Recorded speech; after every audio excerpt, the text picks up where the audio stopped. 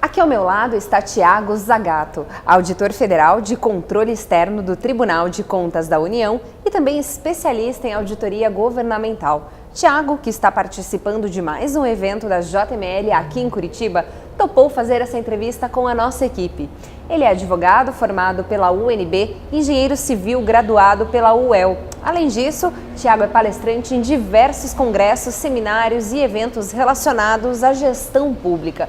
Um nome de muita referência para tratarmos de assuntos tão importantes relacionados a esse universo. Então, não deixe de acompanhar mais uma super entrevista que começa agora. Thiago, obrigada por aceitar nosso convite, por compartilhar informações com os nossos telespectadores. Muito obrigada. Tá, eu é que agradeço. Então vamos lá, conta pra gente. A administração, ela pode fixar os valores dos salários dos empregados terceirizados nos editais de licitação? Em regra, não.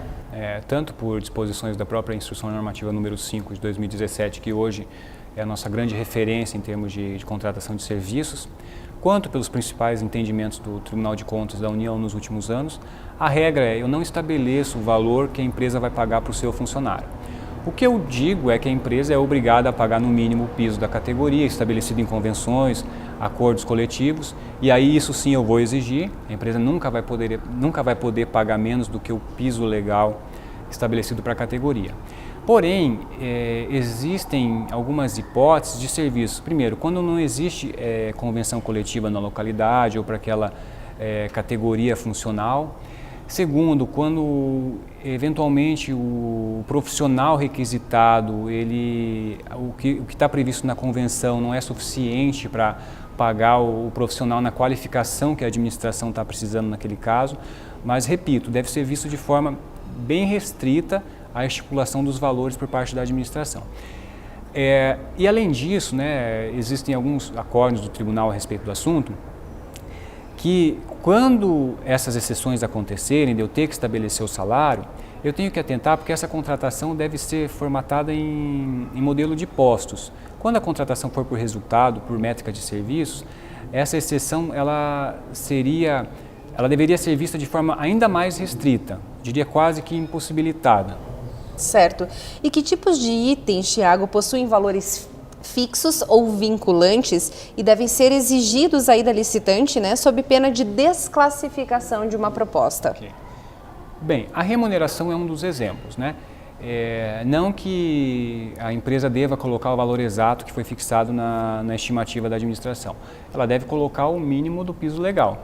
Então, se ela não colocar esse mínimo estabelecido na convenção coletiva a qual ela é vinculada, a administração tem todo o direito de chamá-la em diligência para ela corrigir esse valor ou, em último caso, desclassificar a proposta. Além disso, a gente tem os encargos, os adicionais de periculosidade e insalubridade que decorrem de previsão legal. Então, havendo aquelas hipóteses de incidência desses encargos ou adicionais, a empresa vai ter que pagar. Isso não é dada a ela a liberdade para inserir ou não na planilha, ela é obrigada a colocar. Além disso, custos de verbas rescisórias, custos de reposição de profissional. Esses itens eles têm uma parcela que é vinculante, que são as bases de cálculo. Então eu tenho talvez o custo de uma pessoa, o custo de uma rescisão trabalhista. Ele é um dado, então eu tenho como estimar isso com precisão e cobrar da empresa esse valor.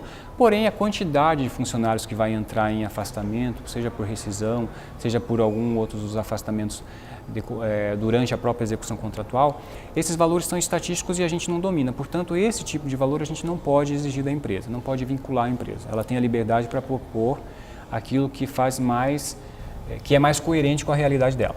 Certo. E ainda falando na contratação de serviços terceirizados, Thiago, conta pra gente quais são os tipos de itens que não são admitidos nas planilhas de custos e formação de preços. Certo. Um item que foi muito debatido nos últimos anos aí no âmbito da jurisprudência do TCU foi a reserva técnica. Não que a reserva técnica ela seja vedada pelo próprio nome. É porque todo tipo de verba não detalhada e não transparente, ela deve ser coibida. Então, reserva técnica é um dos exemplos, Eu costumo dizer que não é pelo nome que a gente vai vedar a reserva técnica. Cabe ao gestor ver o que está detalhado e se está detalhada essa reserva técnica. Se ela estiver detalhada e justificada, não é pelo nome que se condena. Outro tipo de item que se questiona muito são os treinamentos e capacitações para os terceirizados. E aí há uma discussão muito grande se pode ou não pode. A regra é por vetar ou tentar evitar esse tipo de custo na planilha. Apenas quando os treinamentos forem dedicados a regras de comportamento ou de práticas daquela instituição, forem muito específicos, reciclagens impostas pela própria administração daquele órgão, aí eu entenderia que sim, a gente poderia permitir a inserção na planilha. No mais, não. E os tributos de natureza personalísticas, válido tanto para aqui para a terceirização quanto para os contratos de serviço de engenharia, imposto de renda, CSLL, esse tipo de tributos também não são tolerados nas planilhas de custo e formação de preço. Tá certo, Thiago, obrigada pelas suas dicas. Ok. Gostou de mais um vídeo do Pesquisa Brasil? Então não deixe de acompanhar aqui em nossos canais os conteúdos que trazemos com exclusividade. Nos vemos em breve.